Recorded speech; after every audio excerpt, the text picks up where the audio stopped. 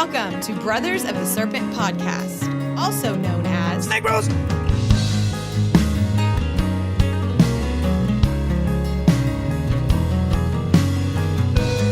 And welcome back, ladies and gentlemen, boys and girls, angels and demons and monsters and serpents, to Brothers of the Serpent podcast, coming to you not live from the 10 by 10 by 10 tangent cube of science, nestled amongst the dusty bones of an ancient seabed high atop the Edwards Plateau. And I don't know about you guys, but this episode, I want to do some real science. Like, we don't ever do science on this show, so I'm thinking about science. What do you guys think? I called Bill Nye. He's coming. It's going to be in studio. That's not real science. But first, let's check do we have anything in the news, recent news, or has it been boring? I got some fake news. All right, fake news. I love fake news. A previous guest of ours called me and told me that a meteor the size of a bus hit somewhere. And I was like, but like, really? That would have been really big if that would have happened. I was like, just recently, like today? Like killing people? Couldn't find anything on it, so I don't think it happened. But Yeah. if we get hit by a shockwave in the next recording few will minutes, stop.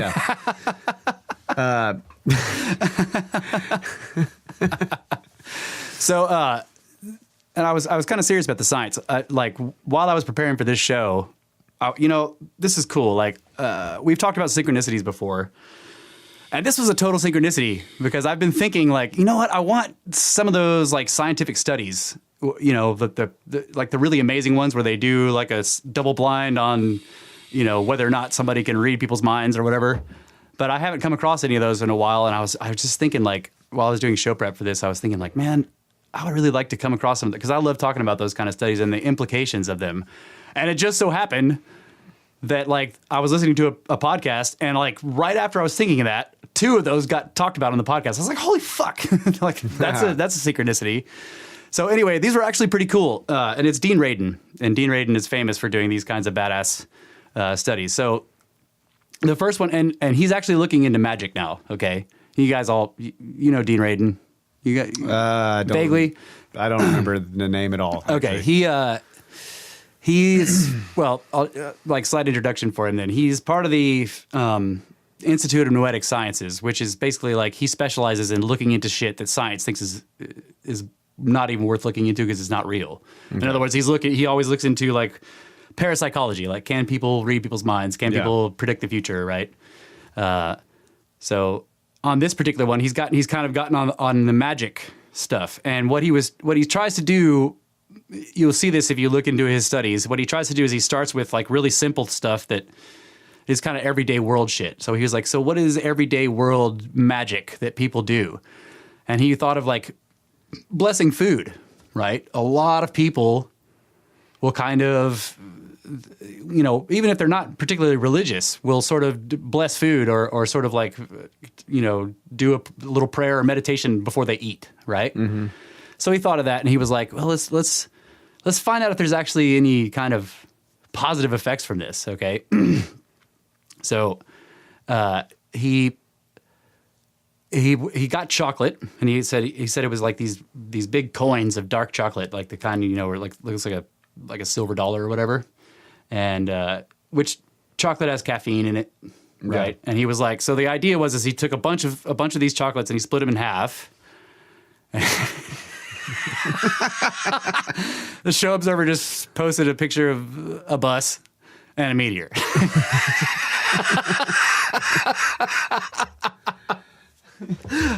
Yeah. Yeah, that's about right. So he got all these chocolates and he divided them in half, and half of them he had blessed by three different groups of people.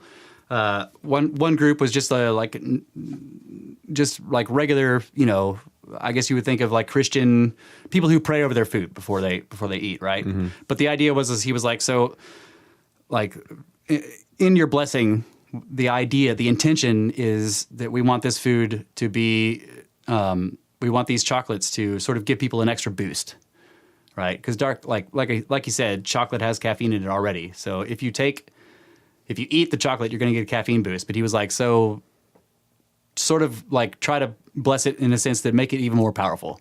So he got these people to do it, and he got a set of I can't remember the specifics, but it was some Buddhists and some Tibetans who were like professional meditators who have been doing it all their lives, and he got them to do it too, to bless it.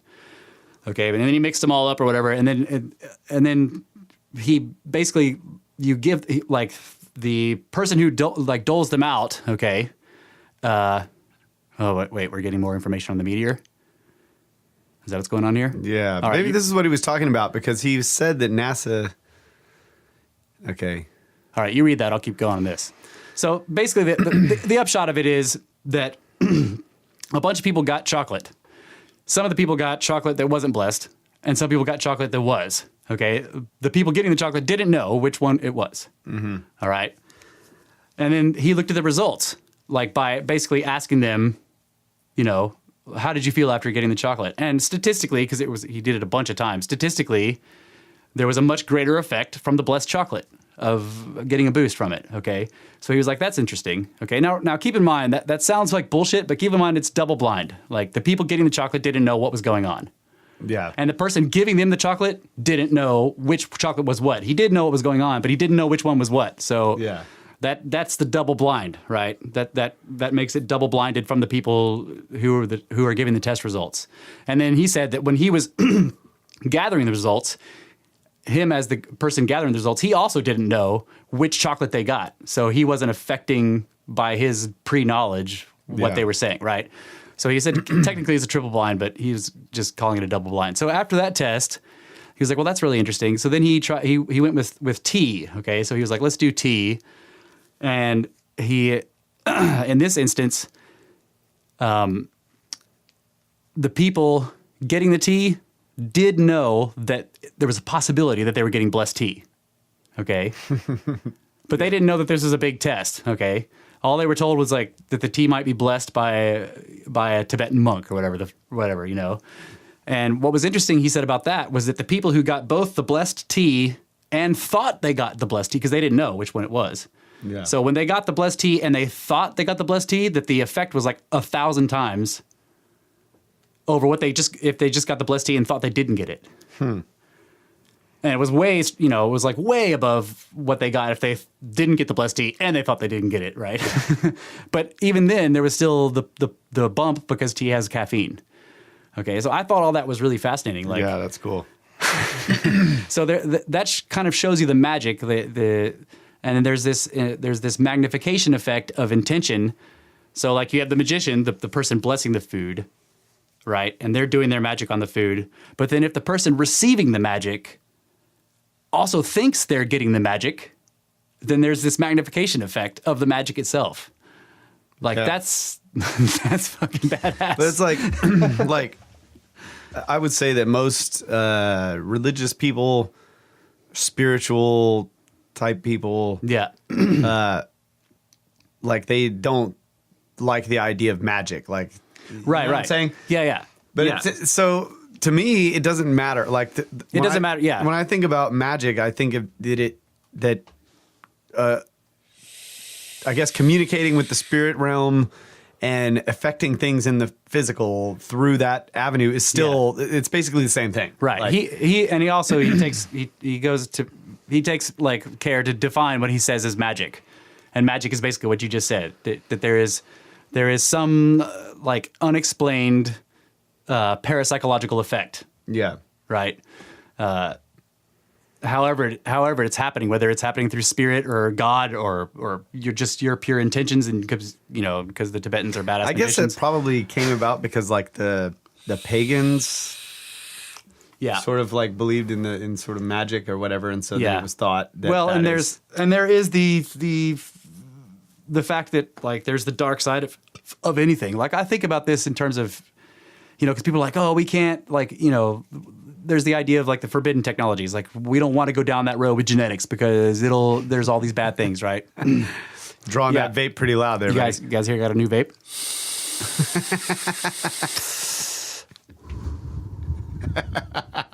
It's fucking good. Yeah, sorry if that's distracting, but you're going to be distracted. Too bad. Yeah, too bad. So yeah, the like with any technology, there's a good side and a bad side. And what matters is what you do with it, not the technology itself, right? So with magic, exactly. there's a really bad side because if you think about it, like the ability to make food be awesome just by wanting the food to be awesome. Think about the bad side of just that.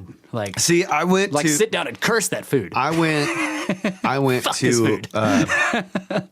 ChickFilA with Ty, and he swore that he got poisoned because I made a joke that the chick at the counter did not think was funny, and Ty laughed. Ty laughed. There you go, folks. Real world examples And of then cursing food. he got sick, and I was like, dude, how could she have poisoned your food? She was not dealing with your food, but she could have cursed it. Yeah. So basically, Because what your happened joke was, pissed her off. right? They asked me my name after I made said my order. Nabu. That's right. She goes, "What's your name?" I said, "Nabu." She goes, "What?" I said, "Nabu." And she's got the pen. She's got to write it down. And Ty starts laughing. Nabu. How do you spell? I don't know if y'all have ever seen that movie, The Gods Must Be Crazy, but Yeah. the main character, his name is Nabu. Yeah. Nabu. Nabu. That's our favorite name to use when they're, at Starbucks and they're like, name? And you're like, Nabu. And watch them like try to figure out how to spell. Yeah, so maybe that's what happened because he swore up and down like that he was poisoned because he laughed at my joke. She did not think it was funny. Oh, so she thought he was laughing at her expense. But I don't know. So she just didn't laugh, right? She just did not think it was funny. I thought, and Ty's behind me laughing. Yeah. He thinks it's funny. And so Oh, he man. thinks that she poisoned him. But I think maybe click knob you. And Brett's trying to spell it. Show observers got it figured out. Click knob you. Nabu. I think that's what happened, Ty. I know you're out there listening right now. Yeah, She who cursed are, bro. you. She didn't poison you. She just blessed your food in a bad way. Dear Lord of Darkness, please make this food make this man sick. Dear evil gods. Yeah. Oh man. No, I didn't order a sandwich. Ty ordered a sandwich. I just ordered some chicken nuggets or whatever. And they were not good. Oh man. I ate them all, but I didn't get sick. I was just like, man, Yeah. I'm not going to come back here.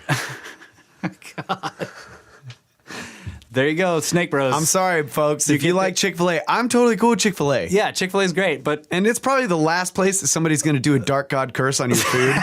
So I don't really think that's what happened.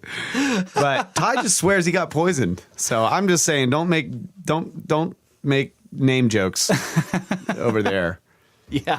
It's too risky. All I'm saying is, like, once again, from Snake Bros, you get a real world example. Maybe it's the polar opposite, but you get a real world example of the science we're talking about on this show. Chick-fil-A is not going to sponsor us ever. Probably not. I appreciate your concern, show observer, but they're definitely not ever before this episode ever happened. Anyway, that's some good Dean Radin science and some bad chicken cursing.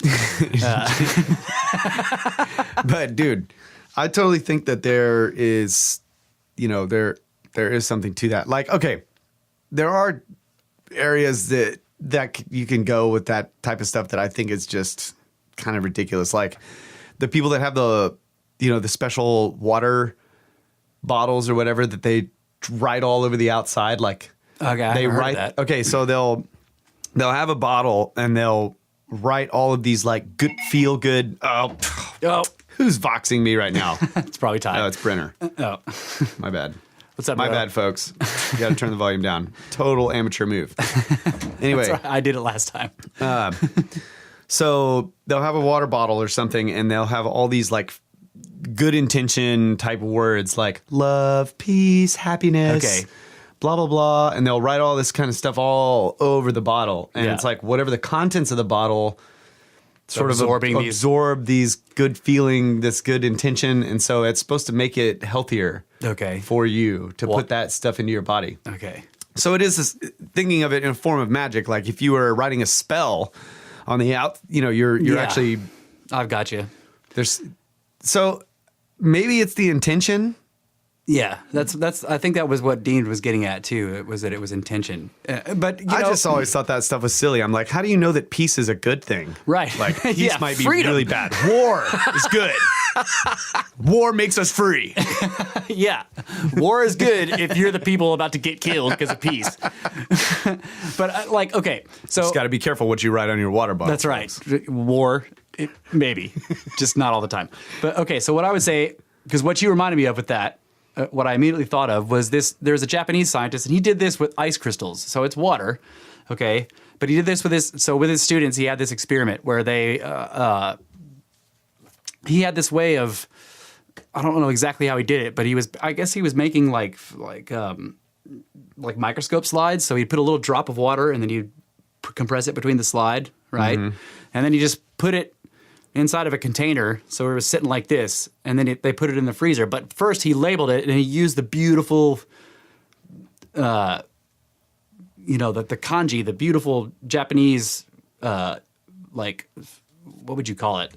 Calligraphy. Calligraphy, yeah. Where he painted this gorgeous symbol on there that meant love or happiness or fellowship or whatever. Just and some of them were bad. He put hate and anger, okay, but one for each slide. Just, and it was not, like you were saying in the bottle. It's like peace and love and happiness and purple and pink, right? Not all, just one per slide. And then they put them in this big freezer where you could kind of see through the glass, and they let the ice form from the droplet of water, right? And each one's different or whatever. But like he said, so every day, when he was explaining the test, he said every day as his students were coming in to the classroom, they were all instructed to look at each bottle and read the symbol. Just not try to focus hate or love on it. Just read each symbol carefully.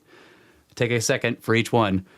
And they were showing the crystals that were made and the concepts that were on each one. And I'm like, holy shit, this is badass. Like hate was all fucked up and it didn't have any symmetry at all, right? But love was just fucking beautiful. Whoa. So that really blew my mind. I was like, oh my God. Holy smokes. Yeah. And that's just, ice.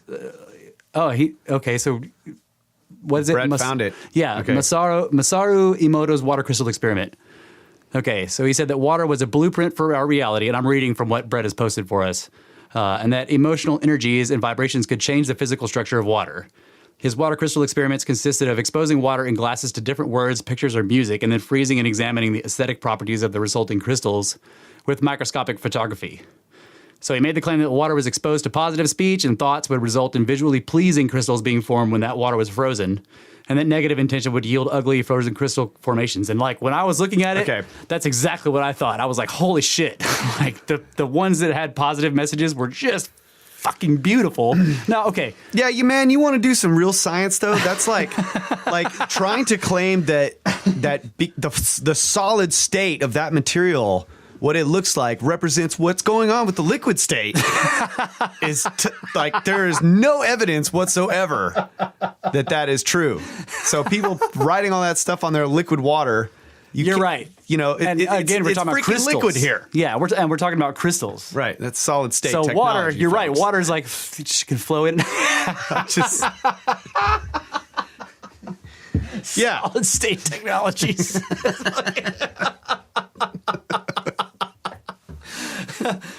But I've ever since I saw that, I was just like, that's really cool. That's amazing. But that's again, cool. He was freezing, quite literally freezing the intent or the whatever you would call it, the energy. Yeah. I don't know. I feel stupid using all these new age words, but they're the ones that have ruined the words. They're the right ones, right? This energy of whatever the concept is. So if it was beauty, right? Let's get away from peace and love, right? So beauty and this gorgeous ice crystal is formed, and then you look at hate or anger, and it's not even symmetrical. Yeah, that's because that shit's irrational. It doesn't.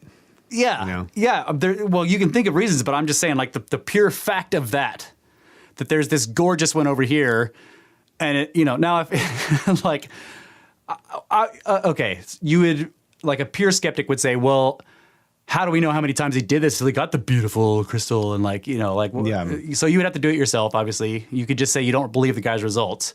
And like if I sit there and hate on some water droplet for a long time and it turns ugly, I'm not going to be surprised. Really? Like, would you be surprised? What if you were hating on it for a while and it was beautiful? Then I'd be like, my hatred is beautiful. And I had to go all emo on that shit. But okay, some black eyeliner on. So like, I was like straight up. I just would think that stuff with the water bottle was just ridiculous, Yeah, I'm not saying that is. But I'm not. I don't really know. Yeah, I bet you that whole concept came from this. It might have, but the idea really is that like after I broke down this whole idea of magic being. I'm sorry, I'll laugh at it. That's what you would have to do if the negative ones came out all beautiful. You'd be like, I'm making the world beautiful with my infinite sorrow. Yeah. Yeah. Thanks, show observer. Sorry, but yeah, I don't mean to. Like no, but thinking of language as a magic itself, and like the writing of it is where we give the word spell. Yeah, it comes from the writing of language, and the simple idea that you can make something happen inside someone else's spirit or mind or whatever you can cause like electrical pathways to fire, neurons to fire, and all this kind of stuff just by doing these symbols in row, a specific organization of symbols. That's true. Yeah. I mean, you can make people cry. You can make them aroused. You can piss them off. You can do all kinds of stuff. So it does seem like some sort of like a magic. Yeah. Just the writing of it. I see what you're saying, and kind of in a way that's almost more amazing than just the crystals. And exactly. Like, somebody can look at these scratches on a piece of paper and like weep or right, and it can and that exact emotion that they have was intended by the person who did the scratches. Oh, yeah, that is yeah, that's right. So what was your story? You would tell this story of the like when we were talking about writing being magic. Yeah.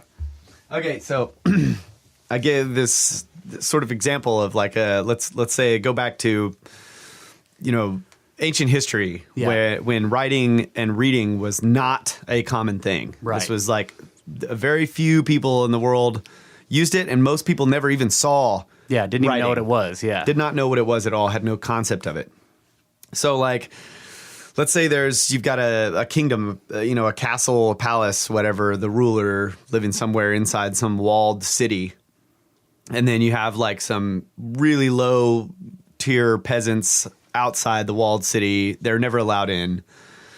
And then way out in the woods somewhere, there's this wizard sage guy, right? In his little hut out there by himself, right? Yeah. In a cave and whatever. He's got weird technologies and they don't. So I fucking love this example. So let's say something crazy happens that the old man, the wizard, knows about, like wait, okay. It was you're as a peasant, you see something crazy and you run to tell the sage, right? Isn't that what happens? And then he gives you I'm sorry. Yeah, no, that's fine. That's a perfect example. So like you're a peasant and you see some crazy shit in the sky, or you see you're out hunting and you see some group of people marching with weapons and stuff, and you're like, oh. So you run to this old man and you tell him, because supposedly he's a wizard. Yeah. And he believes you, and he brings you into his house, and he grabs a feather and he dips it in some weird black bottle of stuff, and then he pulls out this roll of something that have never seen, skin or whatever. Yeah, and he starts like scratching on it, and he keeps dipping it in there, and he's scratching on it, and he's scratching on it, and he's making marks all over this thing, and then he blows on it and does all this weird stuff. Yeah, and then throws some sand on it. Yeah. Yeah. And then he rolls it up and then like heats up some wax and like puts a seal on it, and he gives it to you, and he says, take this to the city gates. Show this seal to the man at the gate, and he will take you to the king. Yeah. And then when you get to the king, do not let anyone take this thing. You Yeah. give it to the king. And then when you give it to the king will then follow you. Bring him to me. Yeah, the guy's gonna be And like, the guy's "What? just like, he's never even been let in the city. He's Yeah. like, that's crazy. just think he's freaking nuts, right? So he just does it anyway. He runs to the city gates, and the guards, of course, like pull out their spears, and they're like, "Get out of here!" And he holds up the seal, and they're like, "Oh!" Yeah. And then boom, they open the gates and they take him to the king, and his mind is being blown. So then he gives the thing to the king, and the king opens it up and looks at it, and then his whole facial expression changes and everything, and he's like, "Take me with you." Yeah. Guards, he calls a bunch of people, gives you a Yeah. horse, and then he's like, okay, go wherever, we're going to follow you. Like You're the like- guy is going to think this wizard just like totally took over the king's mind with a spell or whatever. He's going to think this is like the most amazing magic he's ever seen. And he did take over his mind That's with a right. spell. He took over the king's mind with a spell, and the king did exactly what he wanted him to do. That's fucking great. Yeah, that's my example of magic. So, with that idea in mind, there is, the written language is a magic. Yeah. That's just the way I look at it. But Yeah. so, I mean, I guess if I write all over my water bottle, maybe there is something Yeah, to that. it seems lame, but maybe there is something to it, and maybe not. Yeah. But just from like, okay, so people bless food. Yeah, people bless food. Why? Now there have been other studies, and Dean Radin talked about this. There have been other studies of just they're not nearly so rigorous, and they're not double blind or whatever, but just studies of people blessing food who bless food versus people who don't, and then the nutritional value that they get from it. And they did this by measuring. They measure the nutritional value by taking blood samples and everything, and like it's not like exact with every case, but in a statistical universe, the food that was blessed, even if it's a 3 or a 5 second blessing that you say by rote memory, not something that you're sitting there focusing on, but the food that was blessed is more nutritional than not. Yeah. And so Dean Radin is like, so even if you're not religious, why not do this? Yeah. Again, you come back to like Pascal's wager. Why Dude, not do this? I think we have just come up with a great idea for a supermarket. Right? Yeah. It's like a supermarket that you hire these Tibetan monks and some Yes. Buddhist guys and some Catholic priests and whatever. Every time you bring a shipment in, they stand at the back of the truck before they unload it, and they all just do their blessings on the food, and then they put it in the store. Yeah. And it's like, our food is more healthy. Yeah, so this is another thing, like this is the last thing I heard him say before we were starting the show. He got invited, think about this. He just got invited to speak by a big pharmaceutical company at one of their big deal, so he's basically like there, and he's like, well, what do you guys want me to talk about? And they're like, well, what have you been doing? And he's like, magic. And they're like, yeah. So pharmaceuticals want him to talk about magic. So he was telling Gordon White, who was the guy who was interviewing him, he was like, so I'm going to go to this pharmaceutical thing and I'm going to tell them, like, here's how you guys can make your pharmaceuticals like 20% more effective than any others.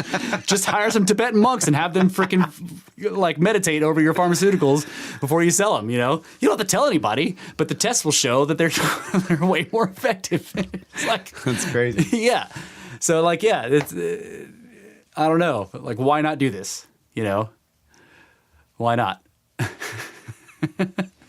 That's pretty cool. Yeah. And just think about it. Like, people who, like the skirp derps, the skirptards, they're going to hate this. And so they're going to not get as much nutrition as people who are just going to do it because, there's a kind of person who's going to be like, that's bullshit. And they won't do it. And they're going to like die unhealthy and Yeah. So I had shorter lives. I had a rosary Oh, yeah. necklace, right? That my wife gave me. That was that she actually ordered from Oh, yeah. Italy, from the Vatican, and it was blessed by the Pope. And it's just always seemed more special than any necklace I've ever had. Yeah. No matter what. Like, Okay, I got you, yeah. It's always just had this thing where I'm just like, wow.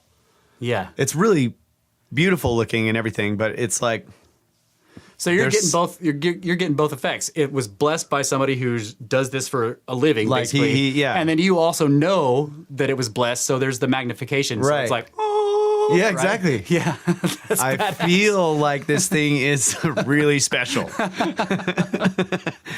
and like powerful in some way. Yeah. Have you tried stopping any demons with it? Yeah. Well, I mean, Yeah. I ran through the motions. I learned how to use it. Yeah. Yeah, I think that kind of stuff is, and I mean, every religion has relics, Yeah. right? Now this is, we've only got a couple of minutes left in this segment, but this is like something to think about. In the 30-second break. That's right. Or forever, because that's what I'm going to do. Like there are, this is, like you just have to take my word for it, but you guys can look it up. There are what are called incorruptible saints. Now, once again, I don't know if this happens in other religions. I'm sure that it does. But specifically in Catholicism, there are bodies of saints, or even just nuns or priests who aren't, I mean, they usually get sanctified if this is found to have happened, but their bodies don't decay. There are some that are on display that are like, they do not decay, okay? And like, now again, you have to believe whoever or whatever, but like, when you look this up, there's too many cases of this where so like they're going to flood or an area's going to get flooded, or they want to move the church, whatever, so they got to move the entire cemetery that's around it, right? And one of the bodies they dig up is one of the nuns from nearby, or maybe a priest or whatever, and they look like they did when they died, and they died hundreds of years ago. There's zero decay. Yeah. And they usually will end up encasing those people or whatever, and you know, that's like, what the hell is that? What's going on there? You know, what the hell, you know? And another thing I just found out about this is one more thing to think about in terms of this kind of this idea of religious. There is a nun that's known as the bilocating nun. Okay. And the place that she bilocated to, and this was like this was in the colonial days or whatever, was a place that much later had a huge UFO sighting that's like famous. What is bilocating? Bilocating means like you're in two places at the same time. Oh. Bilocation, right? So she was known to be in this church in England or wherever she was in Spain.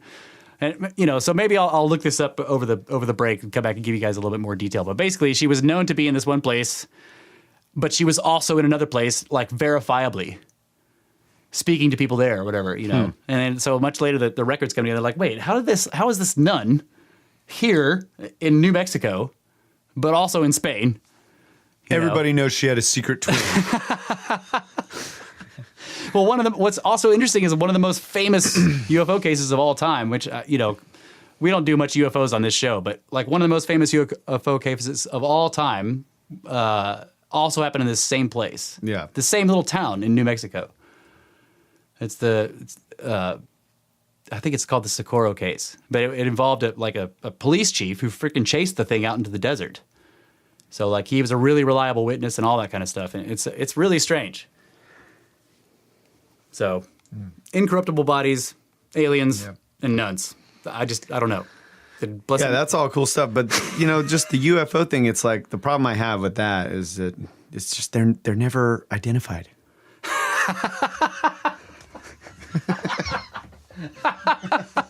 And with that, we're going to take a break. And think about that. Maybe one day we'll have identified flying objects that aren't ours. That'll be cool, right? Yeah. So we'll come back in a little bit after this break. Thank you guys very much. Snake Bros.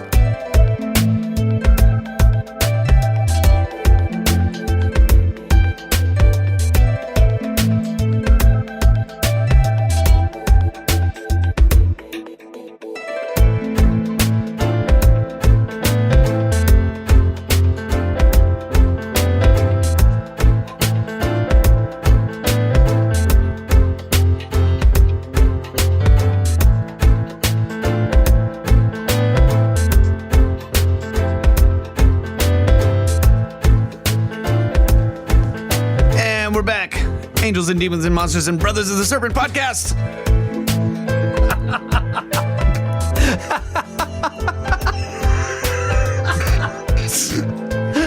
A relentless pursuit of pyramids by two armchair theorists. Anyway, we're talking about I love that intro. That was Relentless Pursuit of Pyramids by two armchair theorists. That was great. Yep. Back at it, hard at work. That's right. So, are we ready to move to this topic, or do we have something? No. Okay, yeah. I just wanted to say that the Meteor Scare that we had in the first segment was actually something that happened in 2017. And it was a near miss that went through space, almost 21,500 miles an hour, was believed to be roughly the size of a bus, and was thought to have passed between Earth and the Moon at around 4:56 p.m. No date. Well, The date's there. But think about that. no time zone specified. Between- At a distance of 139,433 miles. Between the Earth and the Moon. Yeah. It was close. Yeah. I mean, On a cosmic sense, that's like, yeah. You're Skinless. bleeding, but you're not dying. Yeah. You got grazed by a bullet. That's right. So, but yeah, that was a while ago. So, A while ago. yeah, it wasn't exactly fake news. It was just rehashed. Yeah. Okay. So now we can move on. Okay, so we've spent a couple episodes talking about Zoroastrianism, and I was kind of trying to look more into this because of the stuff that Brett and then Kyle brought to the table on this got me interested in it again. So I was looking into it, and I realized that Graham Hancock wrote quite a bit about it in his most recent book, Magicians of the Gods. Yima. Yeah. So I was looking this up and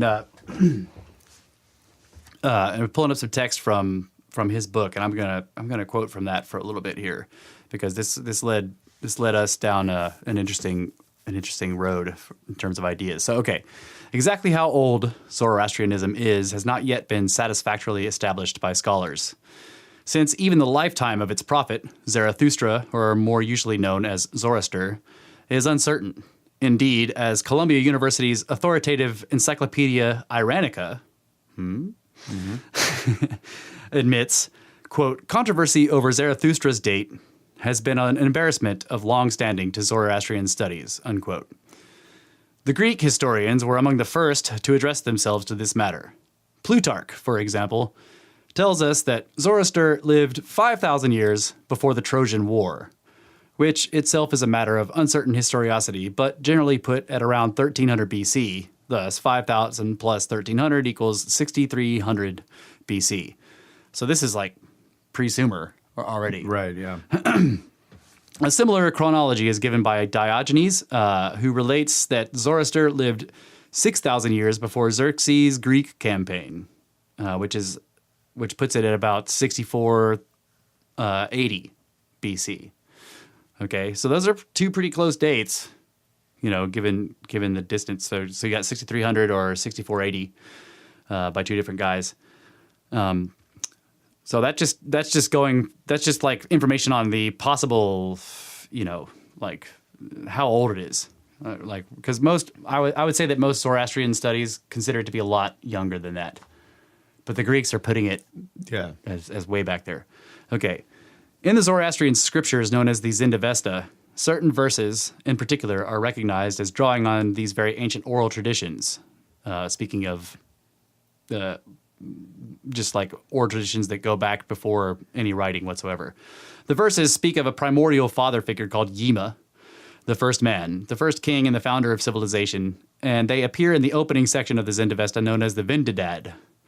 There we read how the god Ahura Mazda created the first land, the Ariana Vaeo, and forgive me on these pronunciations, by the good river Daita as a paradise on earth, and how the, quote, fair Yima, the great shepherd, was the first mortal with whom Ahura Mazda chose to converse, instructing him to become a preacher. Yima refused. I don't want to. At which the god set him a different task. So that's the god talking. Since thou wantest not to be the preacher and the bearer of my law, then make my world thrive, make my world increase. Undertake thou to nourish, to rule, and to watch over my world, unquote. So to this Yima agreed, at which the god presented him with a golden ring and a poniard. Now, how many ancient Sumerian drawings do you see where they're holding a ring and a rod? Yeah. Okay. I thought of that immediately. It's But there's something else here too, because that's exactly what God supposedly gave to Solomon, right? right.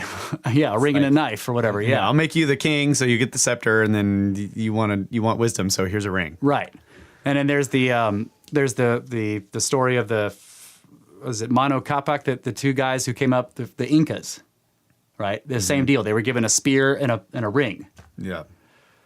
And they're supposed to stab it in the ground, and that's like also that is just the classic, items that a king has. He has, you kiss the royal ring, right. and he's holding a scepter. Yeah, that's right.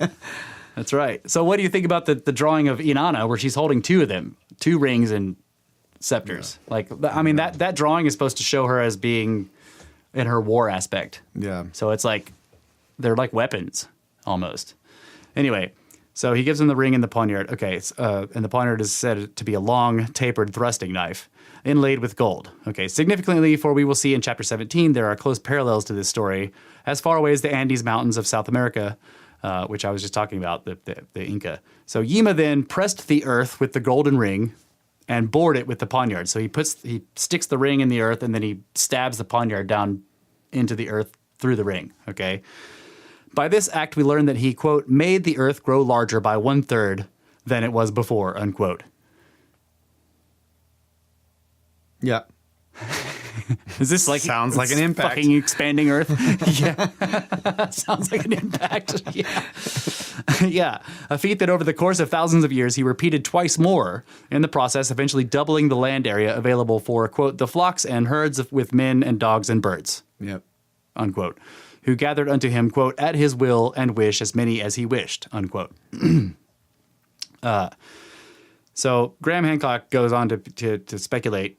There has only been one period where those parts of the Earth that are useful to humans increased dramatically in size, and that was during the last ice age between 100,000 and 11,600 years ago. In other words, when all this ice was freezing and the land was growing, yeah. Yeah, becoming exposed, yeah. Right. Indeed, previously submerged lands totaling 27 million square kilometers, equivalent to the area of Europe and China added together, were exposed by lowered sea levels at the last glacial maximum 21,000 years ago. While it is probably far-fetched to suppose that it is this very real increase of useful land, of which a great part was still above water at the beginning of the Younger Dryas 12,800 years ago, and I don't think it's far-fetched, but that he puts that in there because he has to. That is referred to in the Yima story, or that it has anything to do with the golden age that Yima's benign rule supposedly achieved. It is interesting to note what happened next. So this is what happened next. After another immense span of time, we read, Yima was summoned to, quote, a meeting place by the good river, where the god Ahura Mazda appeared to him, bearing an ominous warning of sudden and catastrophic climate change. O fair Yima, upon the material world the fatal winters are going to fall. That shall bring the fierce foul frost. Upon the material world the fatal winters are going to fall, that shall make snowflakes fall thick even on the highest tops of mountains. Which is it's kind of weird, yeah. Like... That's where they didn't fall. snow back then up on the top of mountains. Therefore, make the Thevara, which Graham Hancock says is a hypogeum or an underground enclosure. Thevara, long as a riding ground on every side of the square, and thither bring thee seeds of sheep and oxen, of men, of dogs and birds, and of red blazing fires. Thither thou shalt bring the seeds of men and women, of the greatest, best, and finest kinds on the earth. Thither thou shalt bring the seeds of every kind of cattle, of the greatest, best, and finest kinds on this earth. There shalt thou bring the seeds of every kind of tree, of the greatest, best, and finest kinds on this earth, and so on and so forth. He says the seeds of every kind of fruit, of the fullest of food, sweetest of odor. See, all those seeds thou shalt bring, two of every kind, to be kept inexhaustible there, so long as those men shall stay in the Thevara. There shall be no humpbacked, none bulged forward there, no impotent, no lunatic, no leprous. No lunatics! Okay, so, sound familiar? This is the Noah and the Ark story. Yeah. But what's interesting is that along with saying to bring with a little bit of prejudice thrown in there. and a little bit of eugenics. Yeah. Only bring the best. Just the best. But what I found interesting in this is that, or just one of the things, is that he says, while he's talking about seeds of plants, he also is saying seeds of animals and seeds of men, right? Yeah. Now, since in the same sentence, he's not like, okay, I would say that if he said to bring the seeds of men or whatever, and wasn't saying anything else, then you could say that that's a euphemism. But when you put seeds of plants, which anybody knows is an actual seed, and then you also say use the same word, seeds of men or animals, and you don't differentiate between the two, then he means the real seeds, which we're talking about genetics here, So already you're implying technology or magic, whichever one, which they're probably interchangeable, right? Okay. So thereupon came Angra Mainyu. Now here we go with the end of the world. Who is all death, and he counter-created by his witchcraft the serpent in the river and winter, and a work of the demons. Now there are 10 winter months there, and only 2 summer months, and these 2 are cold for the waters, cold for the earth, and cold for the trees. Winter falls there with the worst of its plagues. In other translations, the phrase, quote, the serpent in the river and winter is given as a great serpent and winter, and alternatively as a mighty serpent and snow. Okay, so you with all the translations together, you get the idea that like we're talking about massive cold and a snake from the sky. Yeah. Okay. The metaphor that is being repeatedly driven home here is that of the mighty serpent who springs from the sky down to the earth, who penetrates the earth, and who brings a prolonged winter upon the world so severe that it is dark, most turbid or opaque, according to some translations, at midday, and even in the fleeting summer months are too cold for human life. Once again, the whole scenario seems very accurately to describe the terrible conditions that would have afflicted the world after the Younger Dryas comet spread its trail of destruction across at least 50 million square kilometers, brought on, quote, a vehement, destroying frost, unquote, and threw such quantities of dust into the upper atmosphere, together with smoke from the continent-wide wildfires sparked off by airbursts and superheated ejecta, that a turbid, opaque darkness would indeed have filled the skies, reflecting back the sun's rays and perpetuating something very like nuclear winter for centuries. Yeah. Okay.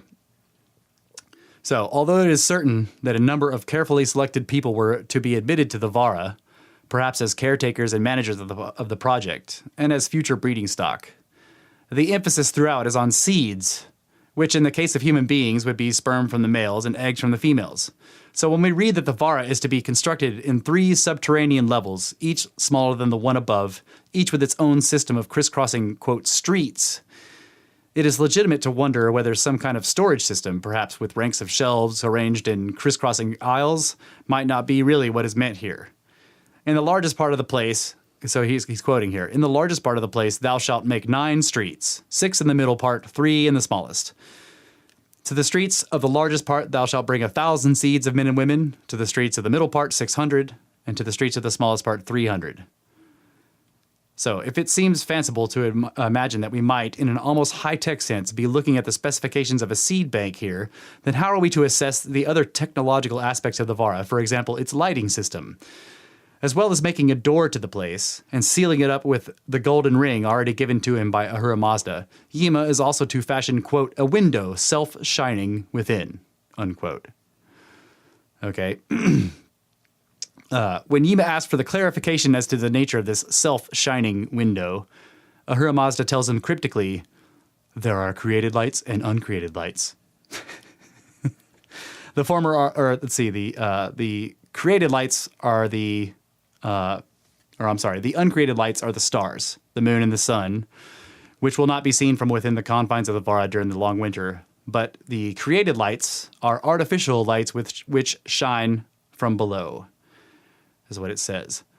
Yima did as he was instructed and completed the Thevara, which thereafter, quote, glowed with its own light, unquote.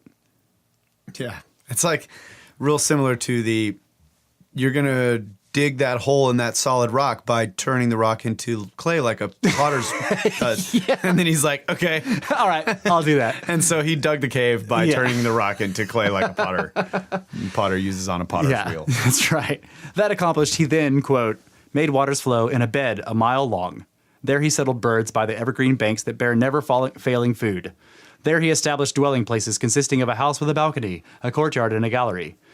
There too we are reminded, in accord with the commands of the god, he brought the seeds of men and women. So, and then we're quoting from the text again. There he brought the seeds of every kind of tree and every kind of fruit. All those seeds he brought, 2 of every kind, to be kept inexhaustible there, so long as those men shall stay in the Thevara. And then finally we learn that every 40th year, to every couple 2 are born, male and female. And thus it is for every sort of cattle. And the men in the Thevara, which Yima made, live the happiest life. Yeah, so that's like, it makes sense that if you're going to do that, you need an instruction manual for how to survive down there without getting everybody sick and spreading plague and all that, which is what the rest of the freaking leftover Texas exactly. is invested They're like, in. well, how far from the water should we put the dead bodies? That's right. Yeah, it's crazy. And Brett's question was, what is Elon Musk going to find when he searches to make his tubes? Yeah. With Boring Company. That's right. His Boring Company. Yep. That's in the future it'll be like and so the prophet Elon Musk asked the god, well, what shall I do? You shall form Boring Company. Musk, you shall be boring for the rest of your life. And so it was. He became boring. Okay, so let's see if I quoted from the book anymore. I don't think so. Okay, so the first thing that okay, so here's more quotes from the text. All right, so as well as a climate catastrophe in the form of an overnight reversion to peak ice age cold, we also know that the Younger Dryas involved extensive global flooding, as a large fraction of the North American ice cap melted and then poured into the world ocean. It is therefore noteworthy that the Zoroastrian texts speak not only of the vehement destroying frost of a global winter, but also of an associated flood accompanied by heavy precipitation in which, quote, every single drop of rain became as big as a bowl, and the water stood the height of a man over the entire earth. On the other side of the world, and much closer to the North American epicenter of the cataclysm, the Popol Vuh, an original document of the ancient Quiche Maya of Guatemala, based on pre-conquest sources, also speaks of a flood and associates it with, quote, much hail, black rain and mist, and indescribable cold. It says, in a remarkable echo of the Zoroastrian tradition, that this was a period when, quote, it was cloudy, and twilight all over the world, the faces of the sun and moon were covered. Other Maya sources confirm that these strange and terrible phenomena were experienced by mankind, quote, in the time of the ancients, the earth darkened. It happened that the sun was still bright and clear. Then at midday, it got dark, and sunlight was not seen again until the 26th year after the flood. 26 years of darkness. Crazy. Half of 52, by the way. Just saying. Returning to the Middle East. The famous account of the Hebrew patriarch Noah and the great ark in which he rides out the flood commands attention. It is obvious that there are many parallels with the story of Yima and his Thevara. The Thevara, after all, is a means of surviving a terrible and devastating winter, which will destroy every living creature by enchaining the earth in a freezing trap of ice and snow. The ark, likewise, is a means of surviving a terrible and devastating flood, which will destroy every living creature by drowning the world in water. In both cases, a deity, Ahura Mazda in the case of the Zoroastrian tradition, and the god Yahweh in the case of the Hebrew tradition, intervenes to give advance warning to a good and pure man to prepare for the coming cataclysm. In each case, the essence of the project is to preserve the seeds or the breeding pairs of all life. So then he quotes from the Bible here, and of every living thing of all flesh, 2 of every sort shalt thou bring into the ark, to keep them alive with thee. They shall be male and female, of fowls after their kind, and of cattle after their kind. Of every creeping thing of the earth after his kind, 2 of every sort shall come unto thee to keep them alive. Easily missed but noteworthy is the fact that Noah's ark, like Yima's Thevara, is to have a window, and is to be closed with a door, and is to consist of 3 levels. A window shalt thou make in the ark, and in a cubit shalt thou finish it above, and the door of the ark shalt thou set in the side thereof, with lower, second, and third stories shalt thou make it. That's freaking awesome. Last but not least, there are hints of a lost lighting technology in Noah's Ark that parallel the references to the artificial lights in the Thevara.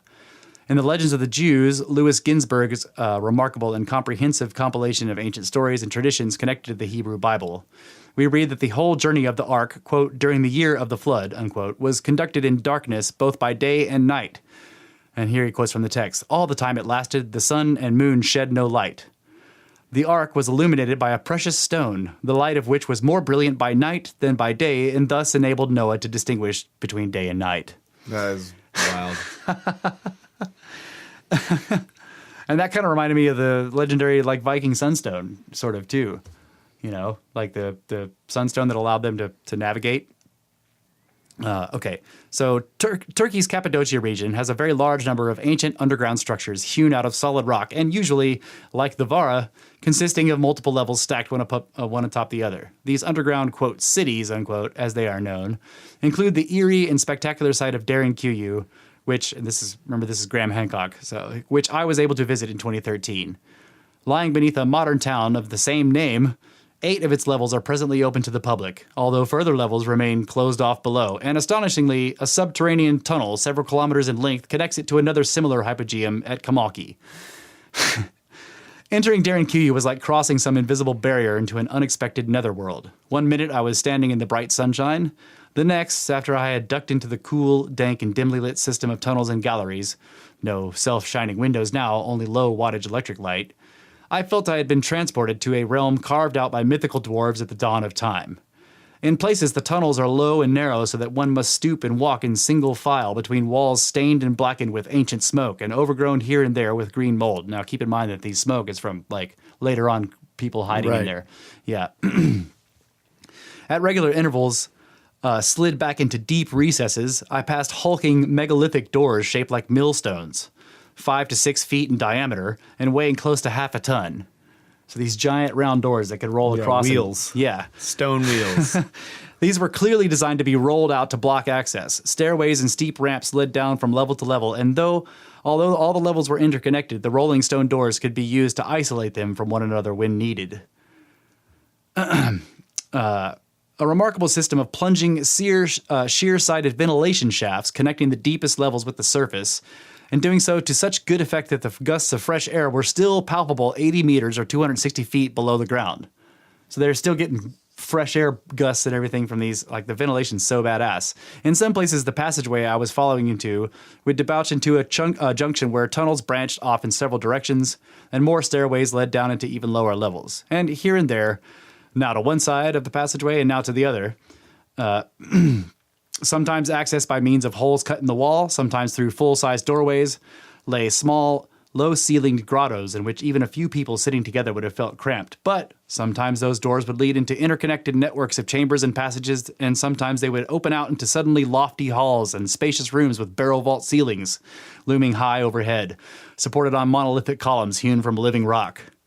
The whole place, in short, is a complex and cunning labyrinth on an immense scale, a work of astonishing architectural complexity that would be impressive if it had been built above ground, but that is utterly breathtaking when one considers that it had to be chiseled, mined, and hammered, cut and gouged out of the volcanic bedrock, which it wasn't. They turned it into clay, and they just, Yeah. Yep. Later, studying a plan, I realized that this vast hypogeum, looking in cross-section like a gigantic rabbit warren, and extending over an area of more than 4 square kilometers, lay underfoot wherever one went in the modern town of DarenQ. So anywhere you go in the modern town, this whole massive network has been... Where is all the stuff that they took out? Right. The floodwaters got rid of it. Yeah, I guess That's so. what I 'Cause say. there's none. Right. It's not anywhere. That's right. Crazy, dude. Yeah. So streets beneath streets, room beneath rooms, a secret antipodal city of unknown antiquity and of unknown purpose, but certainly the product of an immense ingenuity, determination, and skill. And DarenQ is just one of 200 such subterranean complexes, each containing a minimum of 2 levels, with around 40 containing 3 levels or more that have been identified in Turkey, just in the area between Kayseri and Nevşehir, known as Cappadocia. 200 complexes like this. Most recently, in 2014, workers preparing the ground for a new housing project at Nevşehir, an hour's drive north of DarenQ, stumbled upon yet another unsuspected hypogeum. Archaeologists were called in, and it was quickly realized that this one was bigger than any of the others so far known. As Hasan Yunver, the mayor of Nevşehir, put it, DarenQ and Kamalki are little more than kitchens when compared to this new site. It is not a known underground city, added Mehmet Ergun Turian, the head of the Turkey's Housing Development Administration, tunnel passages of 7 kilometers and more are being discussed. That's insane. Naturally, when the discovery was made, we stopped the construction we were planning to do in the area. Several commentators immediately speculated that the newly discovered site might be 5,000 years old, but there is no basis for this, or really any date. All we can say for sure is that the earliest surviving historical mention of Turkey's underground cities is found in the Anabapsis of the Greek historian Xenophon, which I don't know if I'm saying that right, written in the 4th century BC 44. So they are older than that. Okay. That's just freaking awesome. 200 complexes like this. And the newest one that we know, 2014, the newest one they found is so big that it makes DarenQ look like a kitchen, is what he said. A 4-kilometer complex looks like a kitchen. Right. And he's like, this is the one I was talking about before, where like down at the very bottom there are these tunnels going off in every direction. Yeah. And he said that at the time they were saying that one of the ones they tried to explore, they got 7 kilometers down and they turned back. I'm like, you turned back? What? Ran out of food. My torch is going out. So here's another. This is That's a flashlight. It's a tool. It's freaking British. So this is another interesting thing that I found out in some of these complexes. In a lot of them, the upper levels, quote unquote, the ones that are closer to the surface, have no chisel marks. So most of the upper levels, like you have to get down really deep to like some of the outskirts warrens to find chisel marks. And to me, that implies that people have expanded on it later on by digging more rooms and tunnels and stuff like that. But the original construction, they didn't use chisels, so there aren't any chisel marks. You see what I'm saying? Yeah. So What kind of rock is it? It's volcanic. So it's like... So okay. I mean, so this is what I know. It's with DarenQ specifically, the rock is so soft. Okay, not soft, I should say. It's so like brittle. It's like pumice or something. That maybe it's like pumice. But the point is that it's not very stable. So the fact that the place survives at all is amazing. Like, in other words, that you think, well, it's soft, so it's easy to dig. But no, this makes it a really dangerous construction. Yeah, but it's still there. And it's 12 levels deep at least, and it's still there, and it's thousands and thousands of years old. So like whoever did it they fucking knew what they were doing. Yeah. So and these are the ones we were looking at with like like Ahura Mazda, the wing guy standing out of the wing, it's like carved into the wall and stuff. Yeah. All that stuff is either near the entrances or in the cities above. There, I don't know specifically if there's any Ahura Mazdas down in the tunnels. Okay. But yeah, the evidence is that you have the same guy there telling the persons to build these varas. But here's the thing. This reminded me of the Hypogeum on Malta. Yeah. The Hypogeum on Malta is the same. You've got this massive multi-leveled, like unexplainable, strange, Now there are interesting like acoustical things happening on the one in Malta, but maybe the guy was like an artiste, maybe he was a musician, who knows, right? But in Malta, you have the same deal. Like it's multiple levels deep. It's enormous. It could hold thousands and thousands of people. And in fact, it was found with the bones of thousands of people in it. Yeah. So, and then there's another Hypogeum on Malta that, remember when we were first talking about this, I was like, they found another one nearby and they were like, oh yeah, it's kind of the same as the other one. You don't need to see it. And they closed it off. Yeah. Jeez. Well, that one wasn't full of dirt and bones. Right. So what I thought was that there are at least 2 varas on Malta. Oh yeah. Like look at the area. Look at these weird. So Brett is putting up pictures.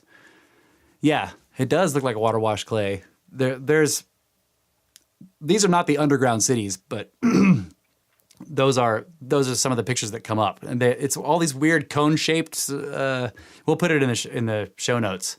These weird cone shaped things that are very strange, and then like some of them look like they've broken off or whatever, and there's all these tunnels all through them. Yeah, it's crazy. What is this? What is the like? Why is the land shaped like that? Look at that. I don't know. They look like Never seen any erosion like that before. yeah, they look like drip castles. Yeah. If you guys have ever gone to the beach and made sand castles out of like by dripping wet sand, that's what they look like, kind of. These weird cones of like rock and mud.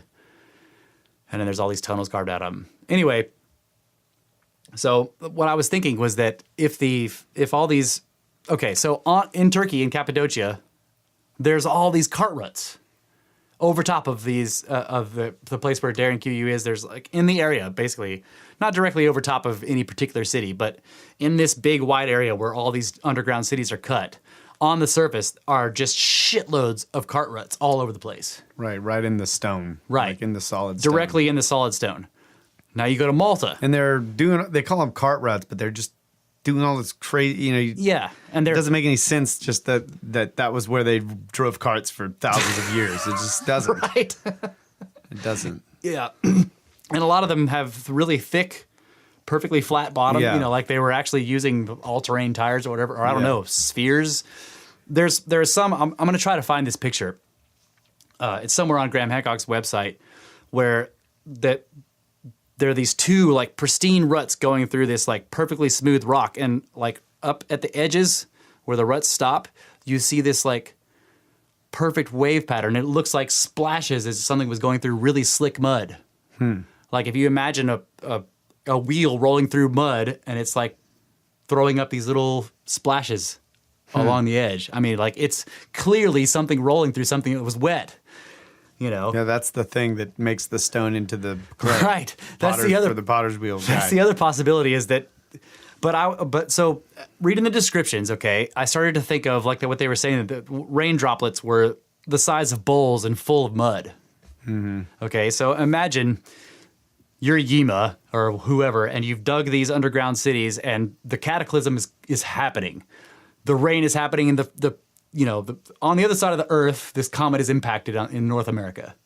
Okay, and the clouds are coming across, and like ejectas dropping, and these huge rain droplets are falling, and they're throwing mud everywhere, and you're running around in your vehicles trying to get the last few pieces of supplies and people into your underground things before this enormous wave comes over and covers everything in a different kind of sediment. So you see what I'm saying? You have mud being put, like really wet mud being put down by rain, and you're making cart ruts in it like crazy, going all over the place trying to get everything, and then you close the doors, and then this wave comes and drops a different kind of sediment and protects those cart ruts for thousands of years. Yeah, I would have to. I mean, if the mud was that sloshy, it would have to be a really like non-destructive laying down of sediment on top of it in order to preserve it. Yeah. I don't know how exactly it would work, but like you have to imagine that the ruts were protected somehow. Yeah, unless they were actually Cut. whatever it was that made them actually turned that part of the rock into mud. That's true. Like the text says, like this is how you're going to dig this tunnel. Just turn this rock into moldable clay. Yeah. So maybe they were experimenting with it. I don't know. Who knows? I don't know. It's crazy. But yeah, it's not a bad theory. So if I'm just script herping it. If you have a vehicle, who goes like, I'd rather drive in mud, like than on rock. Or maybe you're making ruts for some particular purpose. Like you want automated system. I don't know, but it's weird because they go everywhere. But he also like makes a fake river and all this kind of stuff. It's like, Well, yeah, that's no, they underground. do go everywhere. Yeah, I know. But yeah, you're right. It's possible. I was just thinking that like I was imagining because of the kind of the crazed way the ruts are. I was imagining people like zooming everywhere in their vehicles trying to get the last. Yeah, as the fucking huge. And it could have raindrops are been falling. like they're doing that, and then they get underground, and then it was volcanic ash that fell on top of There it you go. instead. There you But go. but go on with we're almost through the segment, so finish okay. your whole. Wow, I've taken that long. Okay, so like the Hypogeum is on Malta. The surface of Malta is covered in the same kind of ruts. Well, not the same. It's covered in cart ruts. So if you see like ruts in Cappadocia and like massive underground cities underneath it, and then ruts on Malta and massive underground cities there. So the next question we were asking is like, does this mean that like that ruts on the surface is a sign that there might be massive underground warrens beneath? See, that's why That to me is a good theory, and that implies that whatever gave them the ability to cut all these caves and massive cities is what is cutting the ruts. Okay. That's why I'm making that connection. I was thinking that like the cataclysm is global and it's dropping mud all over the planet and they're making ruts in the mud. But yeah, it doesn't matter. It just seems to me if we have two places with massive underground things and there's ruts all over the surface, then maybe that's a sign. Yeah, I got you. And there are ruts in the Azores, like Brett just pointed out. There are ones in Mexico. There are ones farther west in the United States. I'm not exactly sure where. I think there's some in Utah near Moab. There might be some farther north, Oregon Trail. Okay, there are cart ruts in the United States. Yeah, and maybe there's massive underground. And in Mexico, and there's no known giant massive except that there's lots of legends of giant massive underground cities. Yeah, like the ant people Yeah, exactly. that took was it the Hopi? The Hopi. Down into the massive underground city. Right, that's right. And they still down there. And like, if you had long heads, wouldn't you call them ant people? Maybe. Yeah, possibly. Okay. Now think about this. Grasshopper people. One of the hypogeums on Malta was found with non-stratified, like all the rooms were filled 2/3 full of non-stratified sediment that contained the bones of up between 9,000 and 30,000, whoever, depending on who you talk to, individuals, many of whom had elongated skulls. And animals, right? Yeah, there were animals and all kinds of shit in there. Yeah. So that sounds like a failed arc to me. Yeah. The tidal wave came and the entrance failed. Now think about that. The bones were disarticulated and dismembered, and in no particular order. In other words, like, and if it was an enormous tidal wave, it would have turned the interior into this giant blender, basically. Yeah. And then a long time later, when everything calms down and the people of the other hypogeum, Well, it wouldn't even have to turn it into a blender. It could just kill everybody by drowning them, and then it's getting, But the skeletons were all dismembered. They weren't connected to each other. Like, you had a piece of an arm and like, you know what I'm saying? None of them were contiguous into full skeletons. I guess what I'm saying is that by the first cataclysm kills them all by drowning, then they decompose, and then 53 years later, there's another inundation. Oh, yeah. And it's bringing more sediment and breaking up all the bones and all the, it's like, because there were multiple ones apparently. Yeah, like, yeah, it yeah. just happens. Yeah, this is there where would we have get been the multiple Jubilees waves and- just in the first one. Shit. That's true. Yeah. But I so was you're just right. saying, like, you 52 years for all of the decomposition to take place. And then it comes and mixes the more bones. and stirs all the bones with more sediment and just. But it could have been a blender, man. Yeah. I know. It's All the rooms around, right? So anyway, yeah. You're probably more right than I am. I was just thinking like of this, because you see the submarine movies and right, yeah. and the water comes in and anyway. But it could have been a blender, It could have been a person blender. Come on, yeah, and that was, I don't know. I was just kind of like, when I was thinking about this, I was sort of. Yeah, the failed arc idea is cool. And emphasizing with the people of the other arc who, like, eventually they surface and they must have been wondering where are the people from the other one? They know it's around there somewhere, but they have no way of finding it because the directions are all changed. The planet's been spun around. The magnetics are changed. Or maybe they stayed down there because, like, they had, it was inexhaustible as long as they stayed. That's true. So they, there's supposedly evidence of multiple cataclysms, like pretty much one right after the other. Yeah, Stayed down there for a while. I think you get the idea from the Zendavesta that they were down there for generations because it was like every 40 years a male and female is born to each couple. Yeah. That's, right there you got 40 years, and it says every 40, so at minimum you got 80 years there. Yeah. But we got to take a quick break. Yeah, We'll do. come back, keep talking about this and other things such as Basically, snakes. Go dig in Moab.